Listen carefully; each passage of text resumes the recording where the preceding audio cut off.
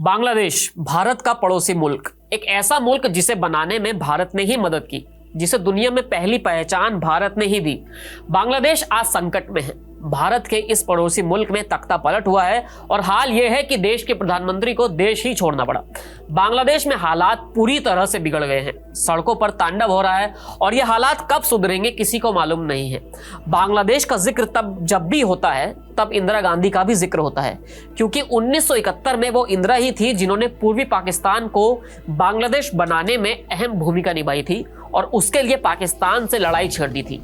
लेकिन इंदिरा और बांग्लादेश से जुड़ा एक किस्सा और भी है और वो किस्सा आपातकाल का है। दावा किया जाता है कि इंदिरा गांधी ने जब इमरजेंसी लगाई तब कुछ वक्त के बाद वो उसमें ढील देना चाहती थी या शायद उसे हटा ही देना चाहती थी, लेकिन उसी वक्त बांग्लादेश में कुछ ऐसा हुआ कि इंदिरा ने इमरजेंसी फिर हटाई ही नहीं और ऐन वक्त में अपना भाषण ही बदल दिया।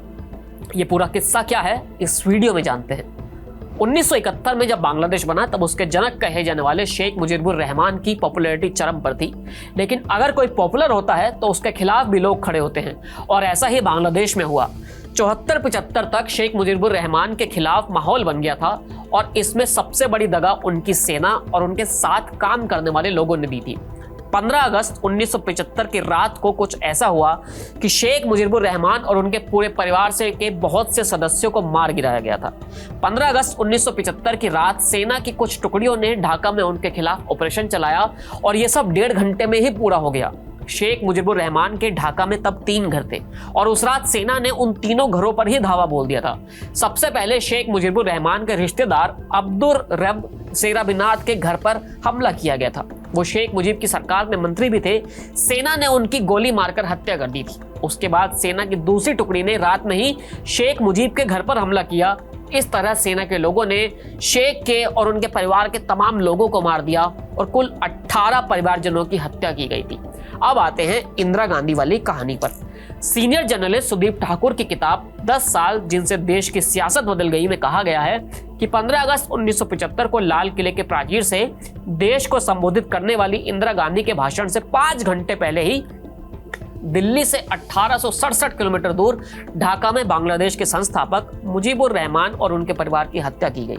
इंदिरा गांधी उस वक्त 15 अगस्त पर देश को संबोधित करने जा रही थी, लेकिन उससे पहले ही यह घटना हो गई।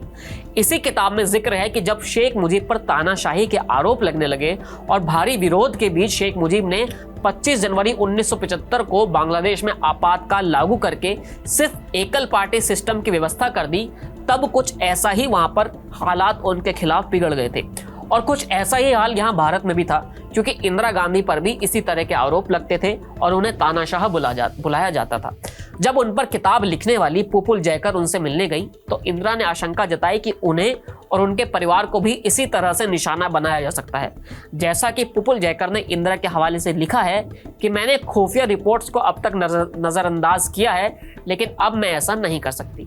इंदिरा गांधी का यह डर 15 अगस्त को सच साबित हो गया था और जो उम्मीद लगाई जा रही थी कि वो 15 अगस्त को इमरजेंसी हटा सकती हैं या उसमें ढील दे सकती हैं, तब ऐसा नहीं हुआ। इंदिरा गांधी ने इमरजेंसी को जारी रखा।